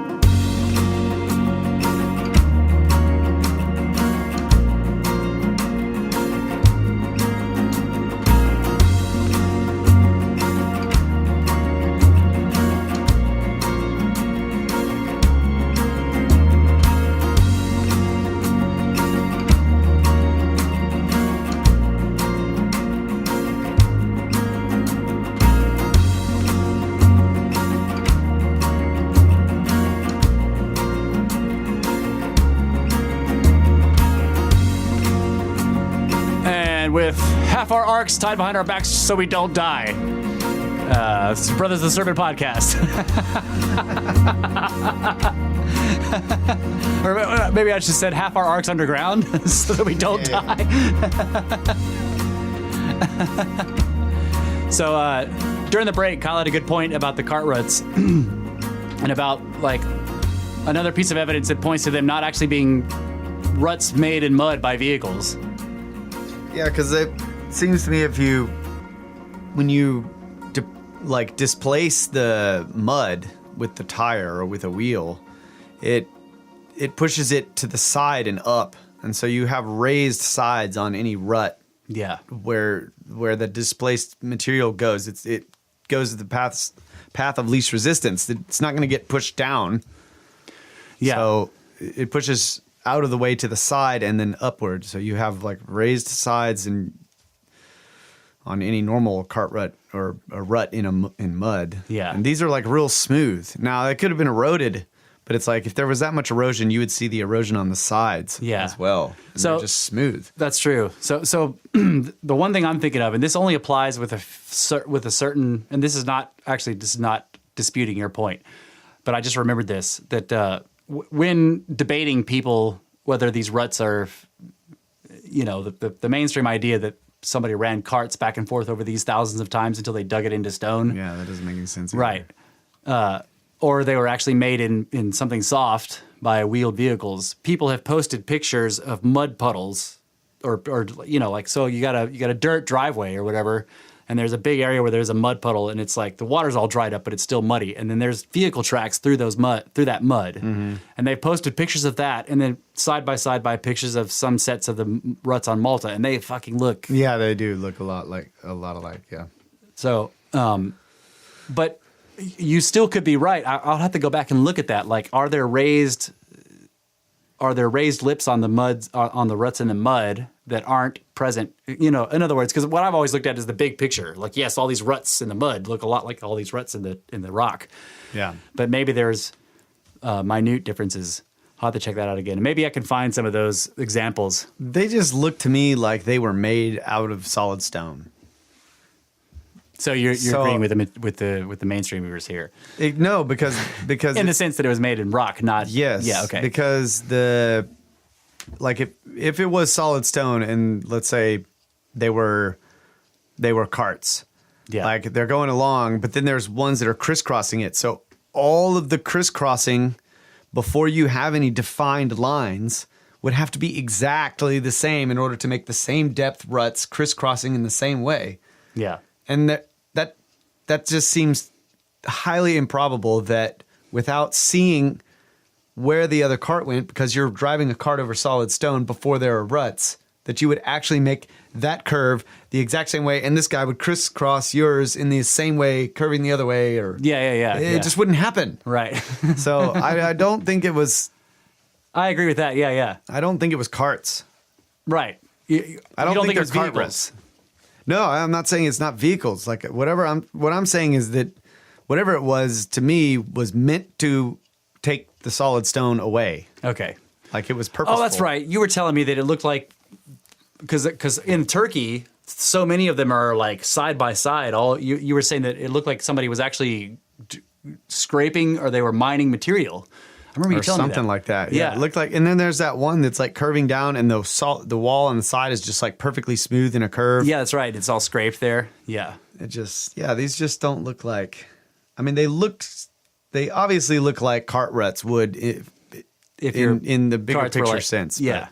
It just doesn't look like. So one thing I've noticed that definitely makes them not vehicles in the sense we think of is that there's no place where, like, because we have four-wheeled vehicles, there's no place where you see the tires separate from each other like when you're in a turn. Right. So these have to have been two-wheeled, single-axle vehicles because the turns are there's no places where the wheels separate from the turn, from the front wheels turning and then the back wheels getting off the track of the front wheels. Unless they were every wheel articulated to I guess turn, that would. then they would follow each other like a train. Okay, so we have the Bobcat that does that. Right. Does its tracks, they don't separate from each other? Well, if they were perfectly aligned, which ours aren't. You know, I mean, like right. because you can independently steer the back wheels, and so our front wheels to back wheel will get off a little bit, and so they will make double lines. But if they're perfectly aligned, if they are lined up and they're turning the exact same amount, that they're gonna follow each other. Okay, so it could have been 4-wheeled, or even 24-wheeled. Right. So like trains don't do the crisscross thing when they turn. Right. But they can't. They have a radius that they can, a maximum radius. Their wheels don't turn at all, right? Well, the trucks do. So there's like a truck with 4 wheels. Oh yeah, that's right. And so that thing rotates underneath the car, and so does there's like a truck on the front of the car and a truck on the back. And so when it goes around a curve, both trucks turn. But also there's, there's this other thing I read about train wheels that I better not talk about this. Just disregard everything I said about trains. Well, people have suggested that these are in a way ancient train tracks in the sense that you could automate. Yeah, but they're messy, right? But that's why they call like on Malta, the main section where there's thousands of them. That's why they call it Clapham Junction. That's the name of the main train junction spot in England. Yeah. It looks like, because people have posted the picture, like you see all these train tracks, and then all the car ruts. Right? Yeah. Try to switch that track on. Yeah, right. buddy. Yeah. Yeah. Try to drive. No way to tell which track you're going to take if that's the case. You're just like, you're like where are we going? Well, I hope we're going to Malta. But we'll find out. And then you take the one that goes down into the bay. Yeah. Oh, those are the ones in Spain. That's a tricky shadow. That's somebody's roof. Yeah, somebody's roof shadow is making it. Anyway, I tend to think that whatever made them was designed to take away the solid rock. Right. It wasn't specifically to make them, but it was designed to like mine material or whatever. To get that solid rock out of there. Because there's also cases where the ruts. I'm not saying it wasn't made to actually make them. I'm saying I don't know if it was being mined. It just looks to me like it was intentional. Right. Like the whatever did this was designed to take up the solid rock in that way. I got you. And then then it goes back to now you got all this labyrinth of caves and tunnels down underneath. So of course, whoever did that was really good at taking solid rock out of wherever it is. Yeah. Yeah. Maybe those are the ruts of the machines and they were pushing all the rock that they were getting from underneath there, Or maybe they had this machine that would like turn this rock into clay. Yeah. And then they'd bring it out and they'd lay it on the top. And they'd drive the machine back down. And so the machine's like making these ruts. But then they're turning it back into solid rock on top. Yeah. As soon as you turn the beam off, it's like... Yeah. That's really so good idea. they keep coming up and then just like, driving... Some of the rock is still a little soft and you're going, so maybe it is ruts. I don't know. Oh, that's a really good idea. Seems like it should be raised. But what about the raindrops of bowls? I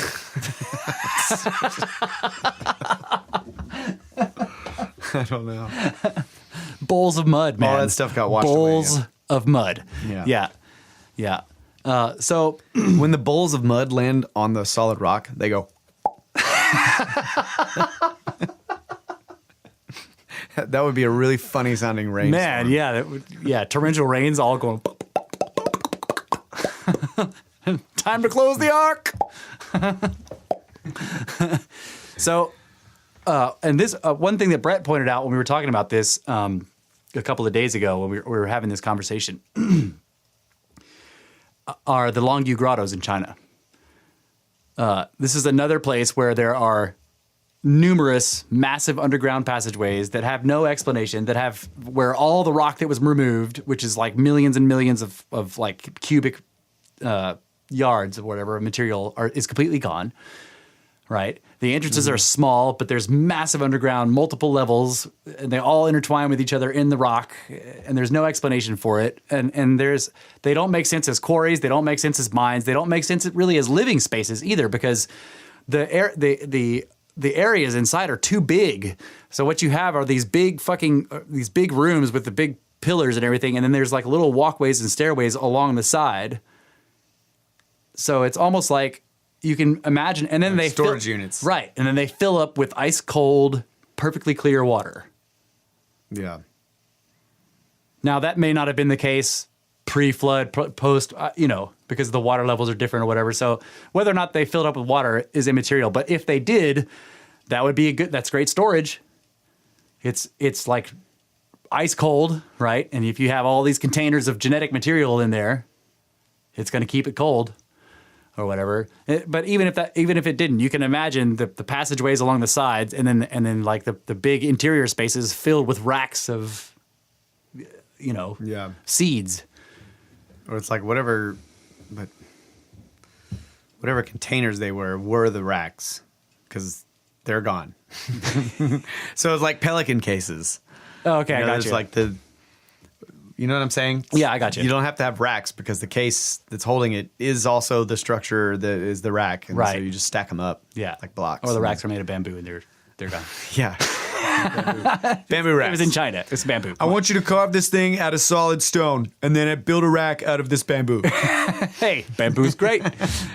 Yeah. So, and if you look at the walls, they're like, oh, they were chiseled out, but look at it. It looks machined. The quote unquote chisel marks on the walls of the Longu grottos are so regular that they look a lot like the machined walls of if you look at modern salt mines. Okay, you see the same. Yeah, you can't. Oh, does it need to be charged? Yeah. It doesn't work. Yeah. That plug doesn't work. It sucks. Sorry. Is it No dying? big deal. Yeah. Oh. Anyway, go on. We killed it.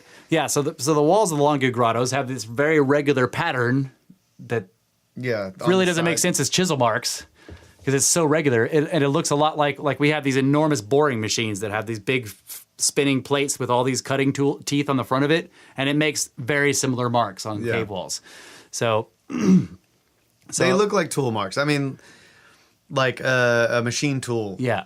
So anytime you put, there's like all these different types of rasp bits that I would use in my drill press when carving on wood. Rasps. And depending on which one you get, like you put it in there and it makes its own pattern. Like every different one makes a different type of pattern when you're carving on the wood. And you're just trying to whittle the wood down into a rough shape that you want. And you pick like one of the rasp bits that does that job not too much or not too little, just right for you. So like wherever you use that, it has, even though I'm like holding the piece of wood in my hand and it's not a uniform or machine-like motion, when I'm done, the whole thing looks, the pattern on it just looks pretty much the same, like all the way around, because of the teeth are just positioned just in the They're same way. machined teeth. Yeah. So even though I'm moving the block of wood randomly, the machine teeth, wherever they go, leave the same spaced little jagged marks or whatever on the wood. So it always ends up looking just like the entire wall of those caves. Like that's what it looks like. There's a guy. I can't remember what his name. I think his name is John something. Or other, but he's in the forums on the Graham Hancock website, and he pointed this out. He said so. There's 3 types of tool marks. Okay, there's one where it's a hand-directed tool and it's hand-powered. Yeah. And then there's another type of tool mark that's a hand-directed tool, but it's a machine tool. And then there's another type of mark where it's machine-directed and machine-powered. Right. What was guiding the tool?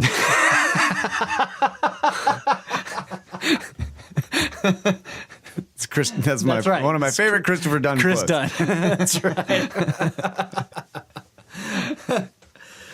Yeah. So that's about it. That's pretty much what we came up with in this conversation about this, and I wanted to put all that out there. Like, think about this: that cart ruts may be a sign of massive underground caverns, and there are so many of them all around the world that most of them haven't been found.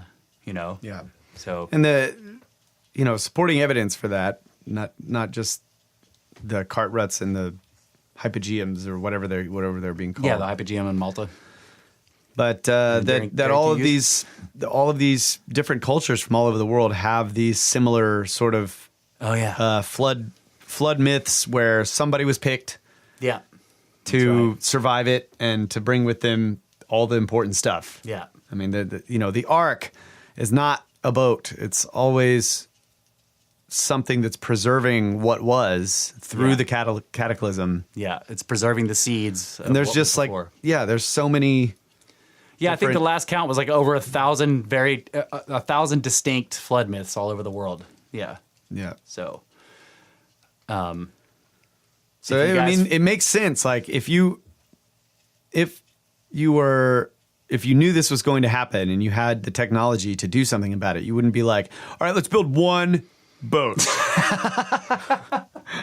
You know what I'm saying? Yeah. No, because you don't know where necessarily okay, we kind of know that it's going to hit over here, but you don't know what else is going to happen after that. I mean, it's just, who knows? So you better make preparations all over the world. But like, I would be interested to see how the instructions to the guy who's supposed to survive change depending on where he was in relation to the impact. Like, what do you tell the guy that's like in Oregon? You're like, run. Yeah. Yeah. Right. And then the guy that's, in North Texas, you're like, you know that crater that was made by the last one? Get to the bottom of that. Get to the bottom of that. That's right. And hold on to that iron thing down there because you're going to need to. Yeah. But anybody in North America, you're just like, yeah, sorry, bro. I'm sorry. Run. Yeah. Try to find the guy down in Mexico that's making it. But yeah, go now. Apparently, there was one guy who tried to hide behind a log at the bottom of a river. And now he's underneath a coal bed under a mountain. Oh, that's right. We got the guy beneath Tabletop Mountain, Yeah. the big log. Yeah. He's like, hide. Covers him in a mountain. Sorry, folks. He didn't make it. He had his little tools. Yeah. Oh, man. You need to go back to like episode 5 to hear about that guy. Yeah. The Tabletop Just Mountain. look up the Tabletop Mountain guy. Yeah. All the guys under Tabletop Mountain. But yeah. We're going to take one more break. It was a short segment, folks, but we went long on the last one. So we're taking a short break here. We'll be back for the last dooski. Could have used snakes.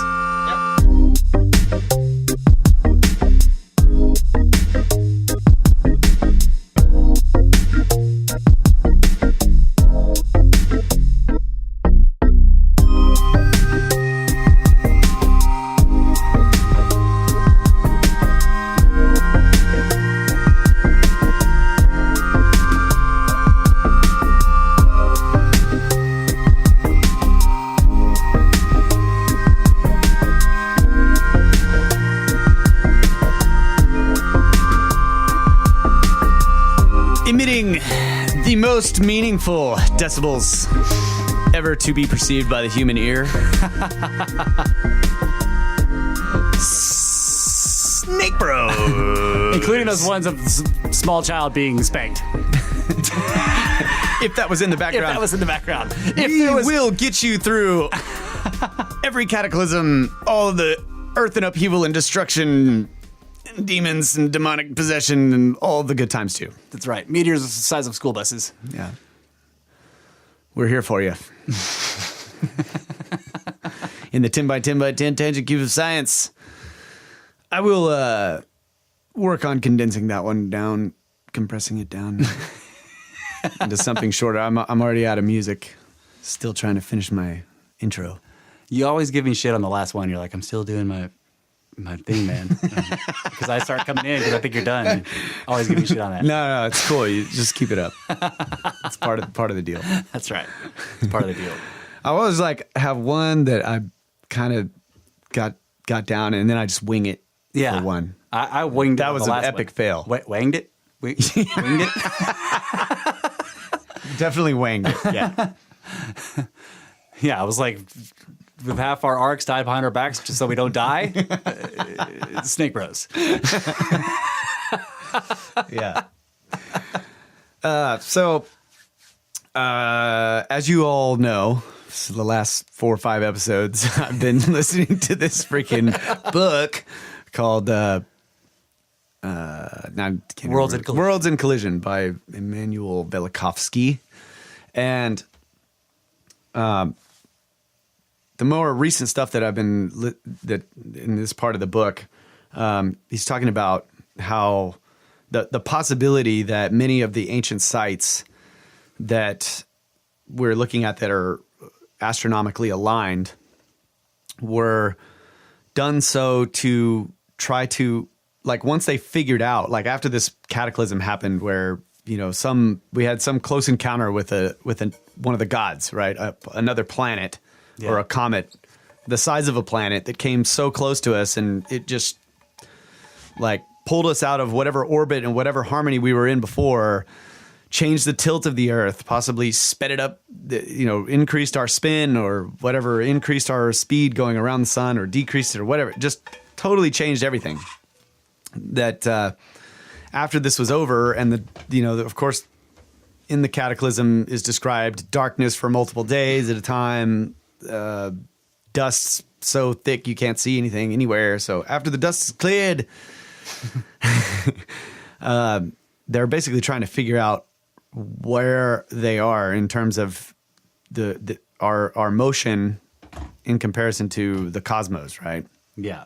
So they're looking at the patterns of background stars that they've recognized and seeing how they move through the sky. So they're trying to figure out where's the ecliptic.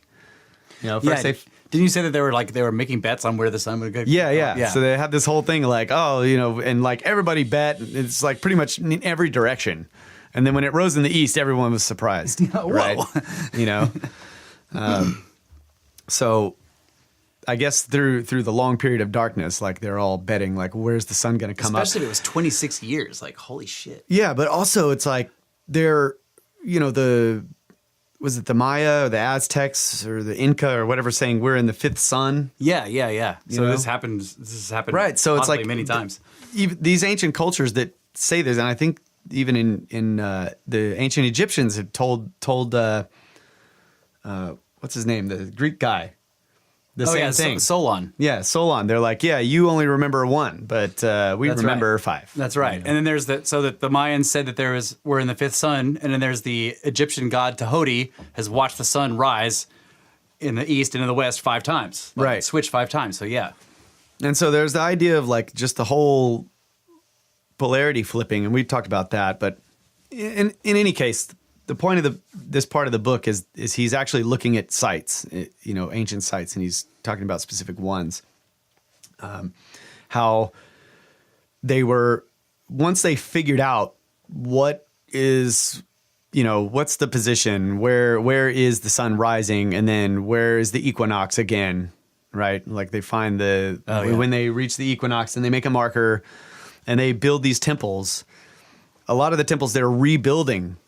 They're actually, it was a legacy. They had these temples that had marked the motions and everything and the positions of everything before, and they were destroyed, and then they rebuilt all of them to the new positions, aligned to the new positions of everything. And it's like this kind of explains a little bit the obsession.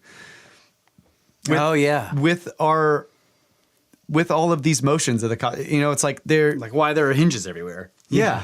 Their total obsession with all of this motion. And like one way I think that modern scholars look at it is that, well, they were trying to figure it out. Right. But it's like no, they had it figured out. Yeah. Like, yes, but again, in other words, like for the fifth time. When they went to build that hinge, they were doing it again, or they were doing it because they already understood astronomy. Yeah. And they're like, we need to figure out what the alignments are now. Right. Because it's like all over the world, there's all of this stuff happening. And then all these buildings are being built to align. And it's like the idea that the Great Pyramid is like, it's sort of the culmination of all of this data that they were collecting from various places in the world where they were figuring all this stuff out. And they're like, okay, here's where the land masses are distributed now. Yeah. So they picked the site of Giza. Like, now this is me. I'm throwing this in here. This is not in the book, but the idea is because they say the Great Pyramid, like around the Great Pyramid. If you look at the distribution of land masses around the Great Pyramid, yeah, it's like pretty much in the center of all of the exposed terrain, right? Yes. So we're talking that wouldn't make any sense, and it seems like a crazy coincidence that it could have been built before the end of the last ice age. Right. Because if it was built before that, the land masses would have been totally different, and this seems purposeful. Yes. This site that they picked. So it's like, anyway, there's that. Plus, it's aligned to the cardinal directions. So if there was a shift, then it wasn't. Right. They didn't build some building that after some cataclysm it lined it up. We right? got to make sure it lines up after the cataclysm when we have to figure out what the cardinal directions are. So we had talked briefly about the Temple of Karnak, right? Is that the Temple of Man, or whatever. And there's this, supposedly they were digging down and they found this temple, or which one? You're talking about the Temple of Seti. They call it the Temple of Seti II, and they found the Osirian. That's right. Yeah. So it was, and with the names, it's Seti's mortuary temple. Right. Yeah. Right. Yeah. But if you look at the temple, like all mortuary temples, all Pharaoh's mortuary temples are long and straight. And they have this specific setup of pillars on the inside and then open galleries and pillars and galleries. But his goes a certain amount, and then like right in the middle of a set of pillars, it just like and turns to the left. Yeah. Like it takes a 90 The Osirian, they ran into the Osirian, which is way older. This is not the way mainstream looks at it, though. But it's obvious to anyone who isn't blinded by like a priori ideas that the engineers who were digging for the foundations of Seti's temple ran into the top of the Osirian, which is 50, like the top of it is 50 feet below the ground level of the temple. Okay, it's buried like way down there, and so they're digging for the foundations, and they hit the top of it, and they're like, "Holy shit, this is like from the gods, right? It's ancient from the first time." So Seti actually agreed to fuck up his mortuary temple, because this thing is so important. Yeah. Okay. Now they connected it. There's a tunnel. There's a stairway in Seti's temple that goes down and has to go way, way down, 50 feet down, to where you can walk out into the bottom of the top of the Osirian, because it's got multiple levels underneath it. And now that just makes me think, like, I wonder if it was the top of Thevara. Yeah, exactly. Right. Because right there's now multiple lines of thinking going on here. Anyway, that's how that went. But so I'm not thinking of that one, but the Temple of Man. I was getting too confused. Yeah, Karnak is like, but he's kind of skewed. He's like, it skews. He's kind of bent. Yeah. So this idea that Velikovsky is presenting is that some of the temples that were aligned in the previous time weren't completely destroyed. Yeah. And so when they go to rebuild, they preserve or refurbish the part that was still standing, but then they change the orientation of the new one to reflect the new position of the Earth. Right. According to in comparison to the cosmos. Or they use somehow the remnants of the old temple and incorporate it into is that what you're saying? Yeah. So that happened at Baalbek, because there's that. Right. It has the same thing. Yeah. The enclosure wall that isn't touching anything else of the whole thing, which has the massive trilithon stones. Yeah. It doesn't appear to have any purpose whatsoever. It's like this is great. And he hasn't brought up Baalbek yet, but he's kind of been looking at this, as far as I remember from what I'm listening to, there are only a few specific sites, and mainly he's using ones that sort of make this point. He's not necessarily claiming that it's true, but what if it's, it's kind of like, could this be what was going on? Yeah. And one of the ones that I thought was really interesting was a sundial, which they call a shadow clock, that was built in Egypt. What did you call the place? It's Fayum? Fayum. Yeah. Fayum, Egypt. And it's got this, pedestal, basically, that's the sundial that casts the shadow, and it's got this massive stone down there with all these markings on it. And it's just, the shadow doesn't touch it. It's like, doesn't get close to it. Yeah, it's totally. And so they've done enough work to where they're not thinking that any of this stuff had been moved, right? They're trying to figure out, how did this clock work? Because they've already ruled out the idea that any of the stones have been moved to different positions. Right. Okay, now they're trying to figure out why where they meant to put them. Does this shadow never touch these marks? And It's like 1 o'clock, 2 o'clock. yes, The shadow's over. so they start trying to figure out like, well, if you raise the top and you change the elevation of the top of the shadow casting stone, as far as I think I understand this, they're like you give it this height or whatever at this part of the day, but then you change the height throughout the day, like it will make this thing work, right? You have to raise and lower the top in order to make it work. But then they were like, but then they would have to have a real shadow clock. Oh, yeah. In order to know if an hour passed, when to raise it, how high. So he just totally blows holes in it. But the idea is that is it declination? Is that what the word? Where if the axis was tilted further or less, I can't remember which direction it is, then the shadow would actually be touching. You wouldn't have to raise it. Wow. So there's all these different theories, and like all these guys are arguing with each other about like where this thing. And Velikovsky's like, yeah, but you can just like you can see the problems in everybody's argument. But if you poke holes, right? But if you just imagine that that this clock was actually built, it's way older than they think it is. Yeah, way older. But it was actually built before this cataclysm that changed the orientation of the Earth and to the sun, then the clock would have been right. And so Russ and I were talking about it. It's like, man, could we like use the problem with the clock to figure out what the orientation of the Earth was before? Exactly. And then after you do that, then you can use that layout to try to figure out where other hidden ancient sites are. Wow. Yeah. See, I hadn't heard that part yet. Because like if they built something like the pyramid in the center of the land masses or something like that, they we have all these ancient sites that are weirdly aligned. Yeah. So if you got cart ruts and the spot aligns with yeah, you know what I'm getting at. Extremely difficult problem to solve. But it's a cool idea. And if the ruts point towards the and the clock is right. Shit. Man, that's badass. So there you go, folks. But it's like they were doing the same thing at the Serpentine Mound. 2 clues in this show. Just this one show, there are 2 clues to find ancient sites that no one has ever found, full of, who knows, gold. Full of seeds. Longhead bones. Gross. Glowing windows. And so if you guys ever find anything, let us know. That's all I'm saying. Yeah, we're giving you all of our great ideas here. So, man, that's dude, that's badass. Holy shit. That's a really good point. Yeah. So, where's the Stonehenge that all of the gates don't point? Okay, so this is the other thing that I thought that I had. The Great Pyramid has these little tunnel. What do we call the shafts? The air shafts. The air shafts.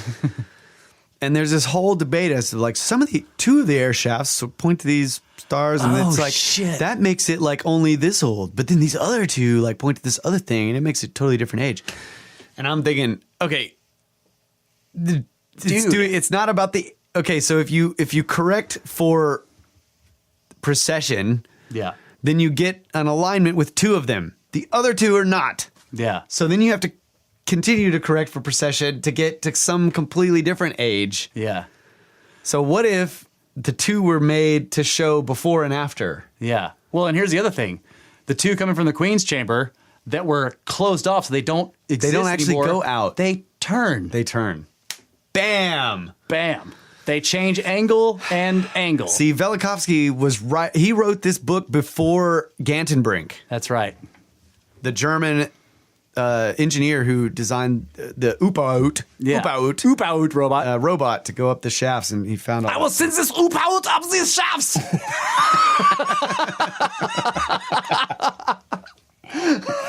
You would like it. You would like it. We will find these ancient sites. Yeah, dude. So that's right. 2 of the shafts are straight lines. And they're open. And they're open. And they go to the King's Chamber. They actually align to things due to precession. You can back up and see where they align. It's like 4,000 years ago or whatever. Right. And the lower, more buried quote unquote smaller queen's chamber, the previous world. The Both shafts were shafts. closed off. That's right. And they go up in turn. Bam! Three ways to find ancient sites, folks, in this one show. Dude. Okay, Holy so we shit. have to study the way they Blew my turn. own- Okay, blew our own minds. check out Velikovsky's ideas, but seriously, like that is the way they turn could be a clue. Or they tried turning them and then they just was like, nope. Yeah. Or maybe they closed them to symbolize that was the Queen's Chamber was the old world. That's what I'm saying. It's below the king's chamber. It's Yeah. buried. It's buried. It's the old world. It's the old world, and the shafts were closed off because it's the old world. It's closed off. I mean, That's if it's freaking purely awesome. symbolic, That's the symbolism. Holy it's so shit. badass.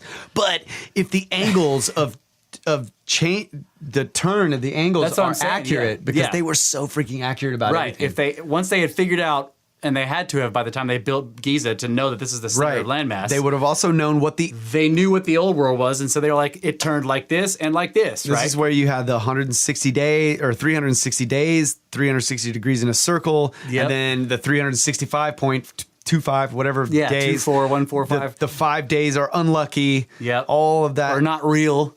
Yeah. Yes. So they had the sacred year and then the actual year. That's right. The year of dude, profane that's- year. Holy So it's crap. like the Great Pyramid has that represented in it. It embodies both worlds. That's freaking awesome. Wow. Queen's Chamber.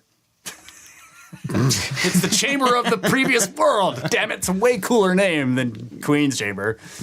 Yeah. The Chamber of the Lost World. Dude, That's awesome. like Egypt, you want to get your tourism up? Chamber of the Lost World. Hell yeah. Yeah. So that's just freaking brilliant. And we're working on this, our Hill Hinge project. Yeah. So And I like when he was talking about the thing with the clock, like the shadow clock, I was just like, oh yeah. yeah. It was like we're Yeah. watching. We're actually like we were making marks on this shadow on the equinox. Yeah. For the different hours of the day, we'd run up to the top of the hill and put some stones down or whatever, so we could kind of see the direction it was going and everything. It's like, Yeah. you imagine like way in the future, the shadow's not even close. It's like, what the hell were they doing? How could this be 9 o'clock? Yeah. Yeah. But that's more evidence towards that is it like what we were talking about last time, that they were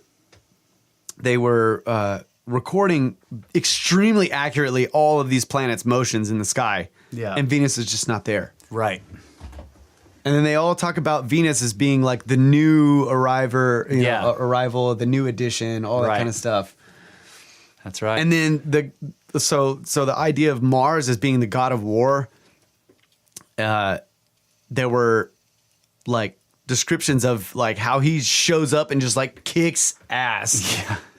So it's like there's this idea that after Venus rolls in and kind of like screws up everything and we start moving around, other things are moving around. We're all shifting. And Right. this is where the electric universe guys get in, get into the whole deal. Because with Venus it. has a close encounter with Mars as well. Yeah. And throws him off orbit too, as well as us. And then Yeah. we have these massive conjunctions with Mars every 52 years. Yeah. Right. And Mars is just getting like really close to us and it's causing all this mayhem. And it's like, he is the god of war.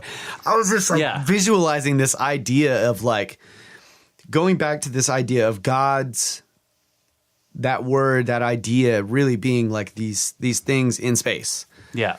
And of course we would call that thing in space the war god, because he's like, he shows up and just bam, like massive lightning bolt strikes, like just carving the Grand Canyon and all this crazy shit happening. Well, imagine a gigantic red orb hanging in the sky above your head. Yeah. It would be claustrophobia inducing. It would be terrifying because it would be. It's like slow. It would look like it was about to fall on you. It would be enormous and covering half the sky. It would be this giant red sphere. And it's like, how you feel when there's like a major storm coming? Yeah. And the weather changes, the Multiply that. pressure changes, and you're just like, oh, I can feel it. And then the wind starts whipping up and everything, and you're just like, oh man. And it's like, we have houses made of bricks. Yeah. And air conditioners and all this, Yeah. And you get inside and you like turn on the lights and it's like, Right. But you going can on still out tell. there. And then the power goes off, and you're like, man, this is a pretty serious storm. Yeah. Then your house catches on fire, and then the flood comes, and you're like, But imagine like a planet just getting larger and larger and larger in the sky, day after day after day, and eventually storms start happening, and they get there's crazier storms and on crazier and crazier, and you can see that what's going on, and it just gets it just doesn't stop. Lightning bolts between the two planets. Yeah, and then eventually the lightning bolt just turns on, and it's like daylight. Yeah. And who knows how long that happens? Yeah, a couple hours maybe. Yeah. So I've thought about this. The Eye of Ra, like the picture of that with the circle, and then you've got these curves around it. And if Venus came really close and had this massive encounter with Mars and blew off half of Mars's crust on one side, then it could have these things of dust all around it, and it was the Eye of Ra, and it got enormous in the sky, and there's these rings of dust over the top and over the bottom, and going, you know what I'm saying? Yep. And then there's that trench, right? That scar across the front of Mars or whatever. Yeah, it's like a scrape mark, but when you're looking from space, but when you get way down in there, it's a canyon that's miles deep. Yeah. And but think about long. like any warrior. Right? He's got a scar on his face. They all have these scars on their face or their bodies or whatever, and it's just like, man, that is the quintessential like warrior mark. And so it's like it's getting close to us, and that maybe when it passed Venus, that was probably what caused it. It got its scar, and we're watching that in the sky, like humans are seeing the encounter. Yeah. Yeah, between Mars and Venus, Athena, and then later on, Mars is like coming to us, and it's got this scarred face, and he's like, I'm gonna kick your ass. But all this stuff is going on, and then it's like this all of this like etched itself into the memory of mankind. This is the thing that Graham Hancock would say, our collective amnesia. Yeah. But at the same time, we had recorded that memory. It's just deeply recessed in our it's subconscious. We were traumatized. But because amnesia is usually caused by this traumatic event. Yeah. So he would just say this like, our collective amnesia or whatever, blah, blah, blah, blah, blah. And I didn't really get it until listening to this Velikovsky, Worlds in Collision. And he's citing all of these ancient texts that are saying, these things about the comet this, and the translations are in various different symbolic forms that he's like, this is obviously a comet. Yeah. The serpent in the sky, for example. Right. Dragons. The bearded god. Yeah. He's got this long white beard or whatever, and he's in the sky. And it's like, see, there is a bearded guy in the sky. Yes. Take that, atheist. There is a bearded guy in the sky. Damn right. Yep. Sorry. No, that's brilliant. I love it. That's what I'm talking about. It's like those type of connections. Yeah. And he's just throwing them at you just left and right.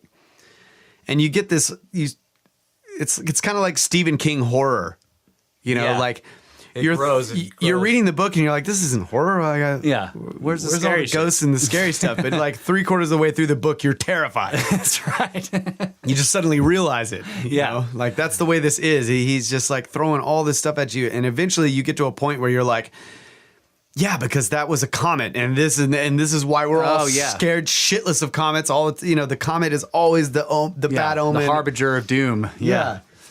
It's just on and on, all these connections. It's man, it's really great, but and terrifying.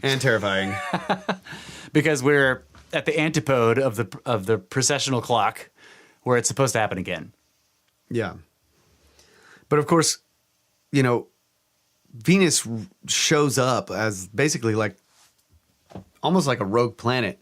Yeah, and we took it in, and so now everything is normalized. There was this age of chaos. Yeah. Where that's one of his where books, the human actually. race. Oh, really? Yeah, one of his, like, after Earth and Upheaval, he wrote Ages in Chaos. Oh, hey, look at me, man. I'm just a regular freaking author. You know what I'm saying? Mind reader. But yeah, there was and it was like etched into the mind, the collective mind of mankind, that there was. This is where I think like this whole idea of this pantheon and this whole all of the drama that they go through. It's like they are just trying to record this crazy shit that happened with planets in the sky that we witnessed and almost killed all of us. This is where you get the idea of the war of gods and men. And it's like, hurling humans was like a reality. It wasn't that some giant guy with a lightning bolt in his hand came down and raised an army of men and fought and they all died. It's sort of like that is like the reenactment of what really happened. Like the gods were fighting. These planets were some rogue planet rolled in, threw everything out of balance, and the casualties were off the charts on Earth. Yeah. Men died. The impacts made people fly. And we were at war with the gods. That's right. And we had no weapon that could touch them. Like we were at their mercy. Yeah. Completely. Yep. Man. And so it would be exactly the same now with all of our technology. Exactly. If the planet started rolling around like crazy, we would be it would be the same. Yep. So you can imagine that this previous age could have been as higher technology than us, or maybe technologically advanced on a different line of technology. Yeah. And they would have been wiped out, just like utterly. We would be. Yeah. And then you throw in this idea of like the electric universe type of stuff, and that gravity is part of this electrical connection, right? So this our advanced culture, we put all these space stations up in there. Yeah. And then some massive electrical body comes by and just boom, we're all going to get sucked into some plasma ray that's going to like everything every satellite we put up there is going to get just it'll be vaporized. Completely vaporized into a plasma. Except for the one that'll be the next Black Knight. Yeah. Well, our probes that we send out will be okay. But I'm just saying, like, well, if all the planets start wandering, the probes are going to be knocked out of orbits too, because they're around the other planets. That's true. That's true. But like the Voyagers that are left the solar system. That's what I'm talking about. They're good. That's what I'm talking about. Yeah. But like, you can make sure. Hey, look, guys, just make sure to play that golden record. That's right. When you find it, because we used to be here. I promise. Again, that reminds me of The Star. That story. Old Arthur C. Clarke story, folks. Look it up. Called The Star. It's a short story. Take you 10 minutes to read. It's fantastic. Yeah. And I think that's about it for this show. Yep. 3 hints on how to find ancient riches. Yep. Ancient worlds in collision. Or old rotten sperm banks. Whatever. Thanks, show observer. Anyway, let's see. You can get a hold of us at brothersoftheserpent@gmail.com. You can check us out at brothersoftheserpent.com. That's right. I really got to get this down. Yeah. So, and again, I'm putting a tracker system on the link. So you guys when you go to download the show, it's going to do a redirect. So don't worry about that. It's not some secret. It's just me trying to figure out how many people are downloading it. Yep. All 5. So I think this is the first show that I've done that I haven't actually smoked a smoke. Yeah. The whole time. Oh, well, I had smokes during the break, but no, but I haven't. But I've had this vape. Yeah. We've been only vaping in the cube. Yeah. We're trying to market ourselves to a more hipster crowd. It's like yeah, that's right, you hipsters. I am wearing a low-cut V-neck right now, and I have a mustache. So, thank you very much to Kyle Allen and Ty Stone for all the music. Thanks to Brett England for keeping us on the straight and narrow in terms of the truth. And thanks to me for having all the content. And thanks to Ahura Mazda for saving our freaking lives way back in the day, except for that one guy under the mountain. Yeah. That's about it, guys. Thank you very much for listening. All you listeners out there. Didn't make it, guys. He didn't make it. I think that's about it. Snakes. Yeah. So next time you have giant gods in the sky, bearded gods in the sky, just find yourself some snakes.